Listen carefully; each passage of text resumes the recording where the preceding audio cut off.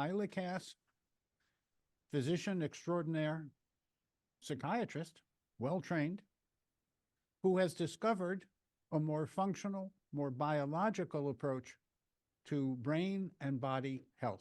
So welcome, Dr. Hyla Cass. Happy to be here. So let's dive in. We want our brains and bodies to work long and well. Is the solution a prescription? Is the solution a pharmaceutical? Well, that's what mainstream psychiatry has you believing, not you and me believing, but the general population. And I've had people say, well, I've recommended nutrients early on. This was before people were seeking me out for the use of nutrients, but I would suggest nutrients. And they say, oh no, I have a really serious depression. I need medication. Or a relative would bring someone in, a child. No, they need medication. So it's that's not how it is. Our bodies are the best pharmacy. We can actually make our own neurotransmitters. We do make our own neurotransmitters. That's what these medication, the antidepressants, for example, are blocking the reuptake of serotonin. So you're supposed to theoretically then have more serotonin and for your brain to work with. The truth is it ends up using up your serotonin. You don't have enough of it. And serotonin is the neurotransmitter or the brain chemical that makes you feel happy, calm. It suppresses excessive appetite and food cravings, helps you to lose weight when you have enough of it. So it's a very, very important neurotransmitter. And it's really kind of, I'd say kind of crazy the way it's being done these days. And people have been sold a bill of goods. And what we know is that it's so important to have the right environment inside our bodies to make our neurotransmitters, to have our good brain functioning.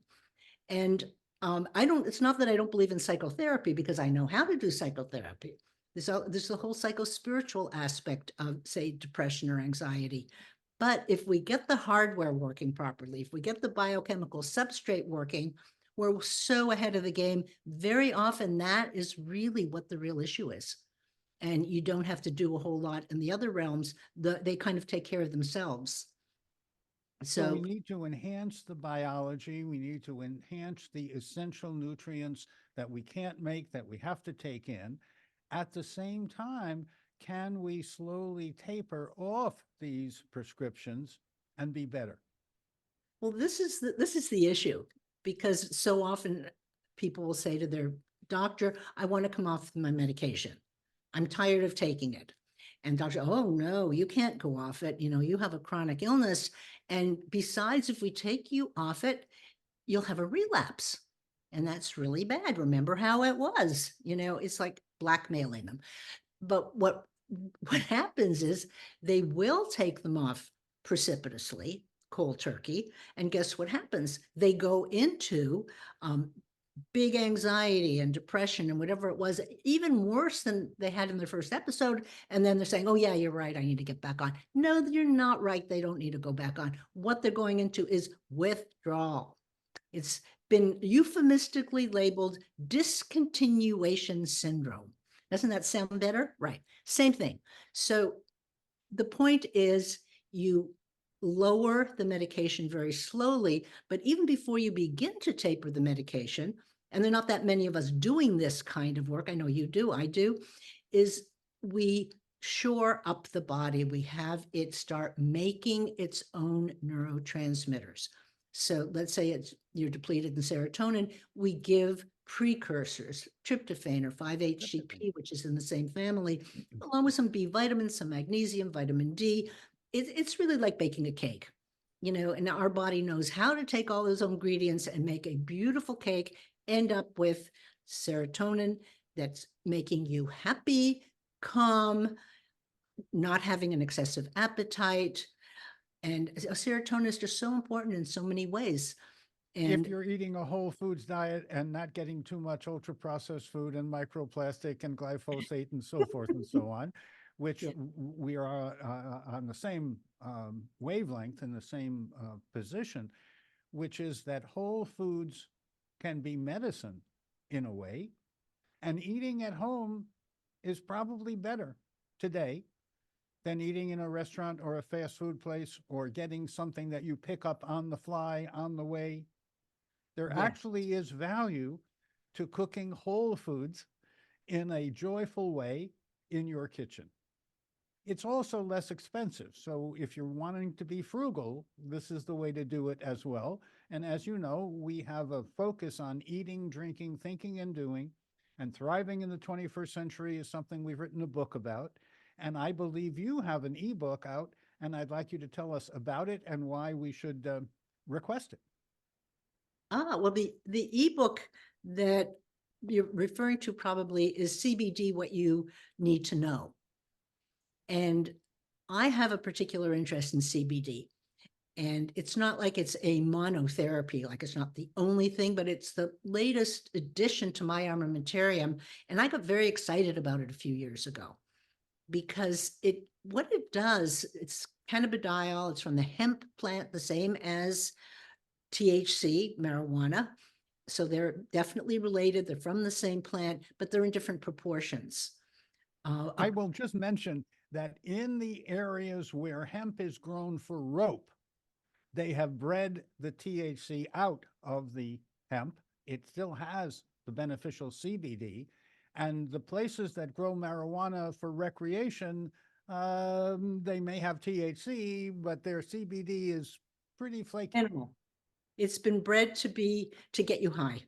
And Yes. that is a huge problem. And nature is in balance. You know, when you have CBD, even like when we extract it from the hemp plant, you're not just extracting CBD, you're extracting polyphenols and terpenes. These are medicinal. You know, the smell of lavender, that's from a terpene. And lemon balm, that lemon smell, that's a terpene, and they have medicinal value. So you're throwing out too much if you just take pure CBD. And when you take pure THC, you're throwing out the CBD. And boy, do people get into trouble. You know, we hear about people, we see them in the emergency room, people who smoke marijuana maybe for the first time and don't realize how strong it is. Well, they can become highly anxious, paranoid, even psychotic. And what the way it's interpreted in psychiatry is, oh, it uncovered a latent psychosis. You need to be on medication for the rest of your life. Now, can you imagine a young person for the first time smoking weed and they get that way and they're put on these medications? It ruins their lives. I've seen them. They've had to drop out of school. They're labeled psychotic. They're never the same. And these very same people, and I've seen this, I've done this, if they're given high dose CBD, it will neutralize the THC because that's the problem. It's the imbalance. As I said, nature is in a balanced, synergistic way of growing. And when we extract, we need to honor that synergy. And the more of the whole plant and the synergistic ingredients that we include, the better. Because plants and us really kind of grew together. And the ingredients in the plants are going to be good for us. You know, there's poisons in certain plants too. I'm not saying all plants are good, but I'm talking about, say, the hemp plant. So we try to have a full spectrum CBD. And when it's full spectrum, it means that you leave in all those ingredients, including a little THC. And you're allowed to have, if you have less than 0.3% THC, you can sell it as CBD and you don't have to sell it in a dispensary. Over that, it does go to the dispensary. And what we know now is and what we have available in dispensaries is medicinal marijuana, medical marijuana, where there is less of that outrageously high recreational THC. And there are people who actually want to take a certain amount of THC and not get high. They don't want to get high. They're working, but they're using it for all kinds of medicinal purposes. It's good for cancer, for sleep, for many, many conditions. And it has been used for centuries. We have records from ancient China, ancient I India. was so surprised. Todd McCorea wrote a book called The Marijuana Papers, collecting over hundreds of years the scientific reports about the safe and effective use of cannabinoids. It was part of the armamentarium of physicians until 1967. yeah, okay. So Oh, this is very interesting. These are historical facts, but it actually goes back to President Nixon. He felt that the people using recreational drugs were going to cause collapse of the United States of America. And he couldn't get NIH to go along with him. So he founded NIDA, National Institute of Drug Abuse, and put a guy in charge of NIDA who was a big methadone advocate, who believed in more and more medication, and was certain that the biological approach was unscientific. Yeah. And one of my friends and a therapist of mine was a Jungian analyst who was also in charge of DC drug abuse. And he quit because he found so many overlooked problems and underappreciated issues, and his life was threatened. Of course, he Of was course, getting in the there's way. a big dollars, and you shouldn't be swayed by the big dollars or their marketing capacity. You should be interested in nature, nurture, and wholeness, as you have been suggesting, as we have been in parallel doing for many, many years. This is not just fresh out of the box. No. Unfortunately, there's a good deal of information if you want to look for it, as you have, and then you can synthesize the information to help people function and feel better. That's what I think medicine is about. I don't think medicine is just about symptomatic, symptom reactive care. I migrated from that, as I think you did, because it really doesn't work. It does make money. It makes But money. That's how it works. well, money makes money for the pharmaceutical. I'm not opposed to making money. I'm opposed to making money from doing harm. I would like to make money from doing good. I think that what you're suggesting is the better, is the good, and that people can choose to live in such a way that they progressively feel and function better, that they need less and less of prescription medication and more of nature's pharmacy. Exactly. And nature in balance, because even though a lot of pharmaceuticals are taken from natural herbal products, they're so concentrated that they end up having heavy side effects, whereas the same product taken in a plant form has synergistic compounds in it that will mitigate against having those side effects. They'll help it work better. Even with CBD and THC, you want to have a balance between them. And when you have this very high THC product, you end up with people having high anxiety. It's very scary. I mean, you can take a young person who's never smoked and somebody go, oh, here, have a joint, and they do it and they get highly anxious. They end up in an emergency room being paranoid and maybe even psychotic.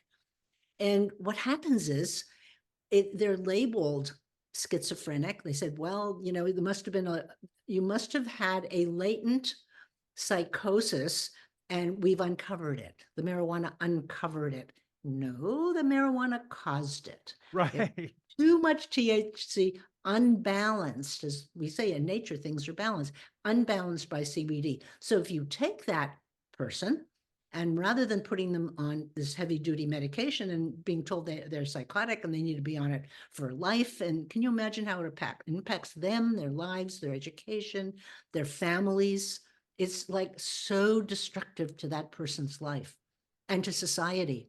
When you take that same person and you give them really high dose CBD, it's going to balance the THC. It's going to calm them down. It's going to come onto the receptor. It's going to knock the THC off the receptor and totally chill them out and rebalance their neurochemistry. And that's one of the miracles of CBD.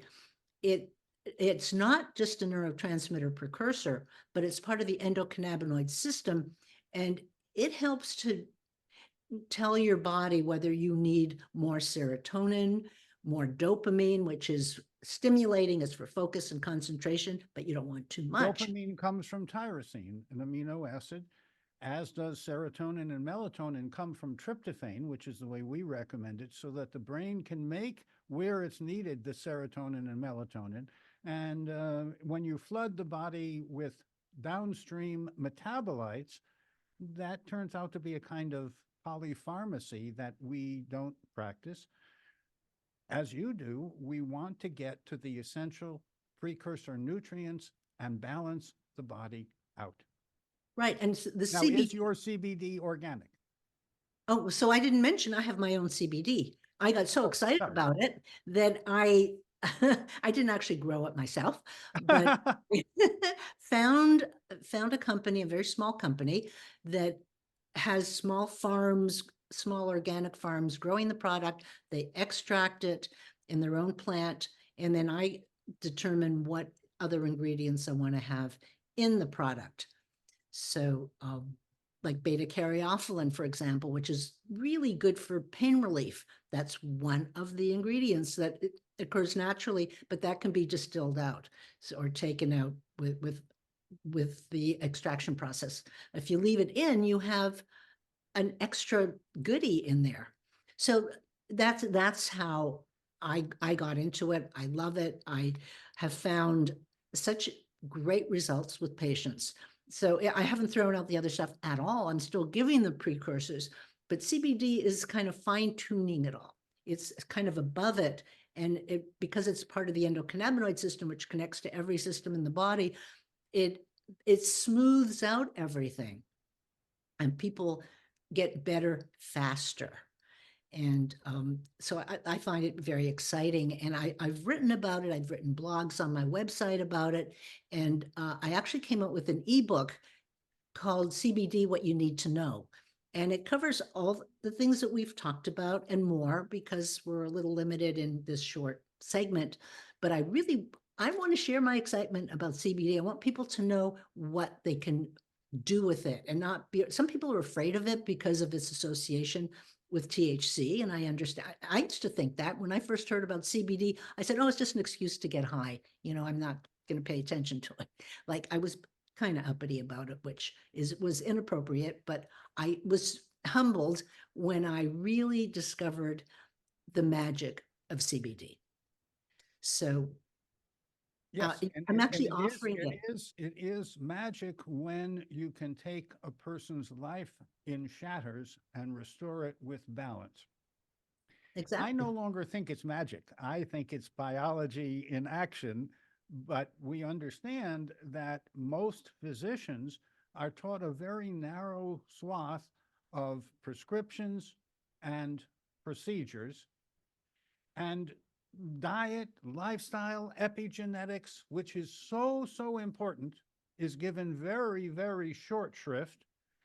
And then people get licensed to practice what they know, and that's all they can do. And so I don't fault the physicians today. I fault the system for training them in a very incomplete way. Well, guess what? Who's training them? Who's paying for their training? Follow the money. Follow the money. Yes. So I'm going to give away my book. I want to give away my book. So okay. And then we can continue this, but I want to get this in. If you go to my website, which is cassmd.com, CASSMD.com/gift, you'll get to an opt-in page, and that will get you a free copy of this ebook, CBD, What You Need to Know. It will also give you a discount on my CBD, which is organic. And, we discussed it. So that's So exciting. better is better. So more careful is more careful. And thank you for doing the background work to find out what would be a better quality CBD, a better balance of CBD. And then having the chutzpah, having the confidence to speak your truth. And that's why we were delighted to have you here today. And I look forward to having you back again when we can schedule. But thank you for being you. Thank you for doing what you are doing to show the world that there is a better way than prescriptive symptom reactive care, that nature, nurture, and wholeness are options if you find a professional who can guide you in that way, as you are training physicians, as we are with the PIH Academy training physicians, to know a broader perspective that is more biological, functional, integrative, and holistic, and not just symptom reactive. Amen. And I want to thank you, because this is what you're doing with your programs, with your supplements, with everything you do. You're really spreading the word. You've been a profound influence on a lot of people, including me. So for that, Thank you so much. Thank you so much. And may you be well and happy, and may we continue together again. Love it. Take care.